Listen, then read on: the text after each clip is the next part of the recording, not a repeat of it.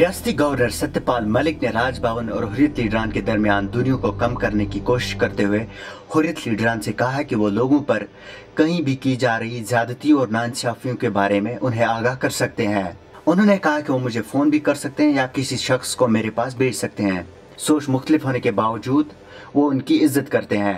तो मैंने सिर्फ इतना कहा है कि वो मुझे एलियन ना समझें, पराया ना समझें। अगर आपको कहीं कुछ दिखता है तो आप मुझे बताएं। मैं अपनी फोर्सेस के पूरे साथ हूं, उनके पीछे हूं, फौज, पुलिस, सीआरपी, बीएसएफ। लेकिन अगर कहीं जाती वो करते हैं तो उसके लिए मैं तैयार हूं कि उसकी जांच कराऊं और जिसके साथ जाती हुई उसे न्याय दिलवाऊं। वहीं उन्होंने ये बात भी साफ कर दी कि हुर्रियत लीडरान के साथ कोई भी बातचीत उनकी तरफ से सियासी नहीं होगी, क्योंकि गवर्नर होने की हैसियत उनके पास सियासी बातचीत हुर्रियत से नहीं की जा सकती। इसके लिए मरकज के पास ही इख्तियारात हैं। हाल ही में कश्मीर मसले को 13 से 23 बरस की उम्र के लड़कों का मसला करार देकर रियासती गवर्नर ने गुज़श्ता साल अक्टूबर में कहा था कि हुर्रियत लीडरान बैतुल खुला जाने के लिए भी पाकिस्तान से इजाज़त मांगते हैं।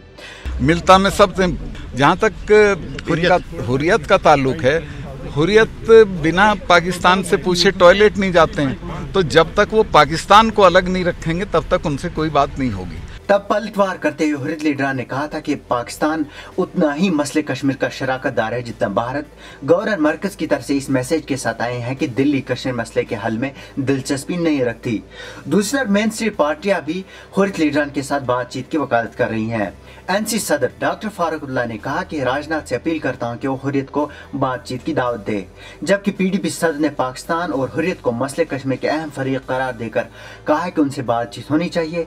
वहीं उन्होंने अस्करियत पसंदों के साथ भी बातचीत की वकालत करते हुए कहा कि अस्करियत पसंद भी इसी सरजमीन के हैं।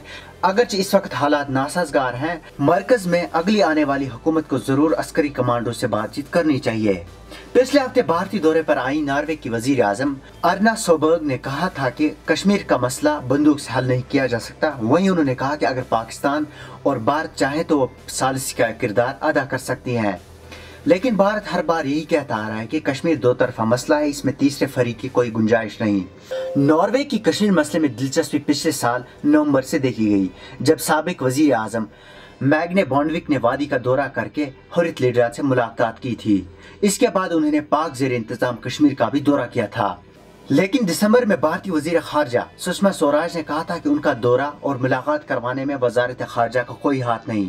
उन्होंने ये बात भी दोहराई थी कि भारत की तरफ से इस मसले में तीसरे फरीक की कोई गुंजाइश नहीं।